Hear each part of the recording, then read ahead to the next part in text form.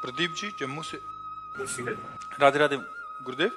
गुरुदेव भगवान, जब भी कभी मंदिरों में उत्सव होता है तो ज्यादातर बर्तन टेंट हाउस से आते हैं। उन बर्तनों में नॉन वेज भी बना होता है और वहीं बर्तनों में प्रसाद बन के भोग लगता है। ऐसे में प्रसाद अगर कोई वैसे दे तो मना वैसे करें या क्या करें? मतलब हम वृंदावन की बात कर रहे हैं, बाहर की तो बात हमें ज्यादा ज्ञान है नहीं। यहाँ सब पर्सनल होता है। जैसे राधा वल्लभ जी तो पर्सनल, चाहे लाखों लोगों का भोजन हो, पर्सनल वहाँ सब। वहाँ रसोई में किसी का पात्र भी प्रवेश नहीं करेगा।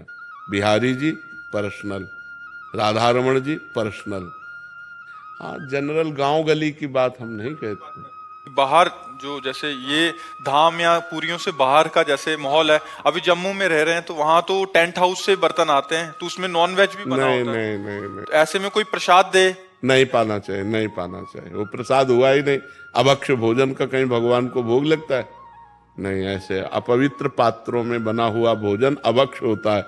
और अभक्ष्य भोजन राक्षसी बुद्धि पैदा करता है, आसुरी बुद्धि पैदा करता है। इसीलिए नहीं, ये बिल्कुल नहीं। कि जिन बर्तनों में प्याज लहसुन बना होता है पहले और बाद में हमने उसको छोड़ दिया तो वो पात्र भी नहीं, प्याज लहसुन इतना निषेध नहीं है कि जिन पात्रों में प्याज लहसुन बना उन पात्रों का मार्जन करके यदि आपको भोजन बना के दिया जाए, उतना निषेध नहीं। मांस वाले में निषेध है। प्याज लहसुन कोई बुरी चीज नहीं है, आप हमारी बात समझो।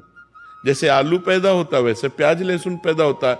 उसका परिणाम जो है, प्याज लहसुन परिणाम में हमारे अंदर तमोगुण पैदा करता है, बस इतनी बात है। और प्याज लहसुन ऐसा नहीं कि मांस जैसा निषेध हो। मांस में दूसरे के शरीर का छेदन भेदन होकर के वो मांस बनता है। लेकिन प्याज लहसुन तो जैसे आलू है, गाजर है, मूली है, नीचे फल की तरह प्रकट हुआ है, बस वो तमोगुण प्रकट करता, बस, और कोई बात नहीं। ऐसा नहीं कि पाप लगेगा, ऐसा नहीं। प्याज लहसुन तमोगुण प्रकट करता है, इसलिए भजन करने वाले को तमोगुण से रहित होकर सतोगुण तक पहुंचना है। तो उसको निषेध किया गया है कि प्याज लहसुन मत पाना, ये तमोगुण पैदा करता है, तमोगुण उत्पन्न करता है। क्रोध है, निद्रा है, आलस्य है, प्रमाद है, बुरा चिंतन है, ये इसको बढ़ावा देगा, इसलिए इसको रोका गया है। नहीं, ये ऐसा नहीं है कि मतलब इतना निषिद्ध है जैसे मांस निषिद्ध है, ऐसा नहीं। मांस तो जिस पात्र में बना हुआ, उस पात्र में बना हुआ भोजन कदापि नहीं खाना चाहिए।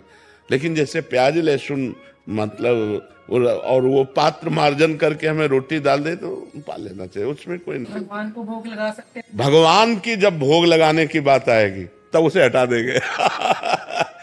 हम ये जनरल बोल रहे हैं, जैसे जनरल में लोग है ना, जनरल बोल। लेकिन जब भगवान की सेवा की बात आएगी तो हम उन पात्रों का प्रयोग ही क्यों करेंगे? हम तो पवित्र पात्रों का प्रयोग करके भगवान को भोग लगा के पाएंगे, भगवान का भोग नहीं लगा सकते।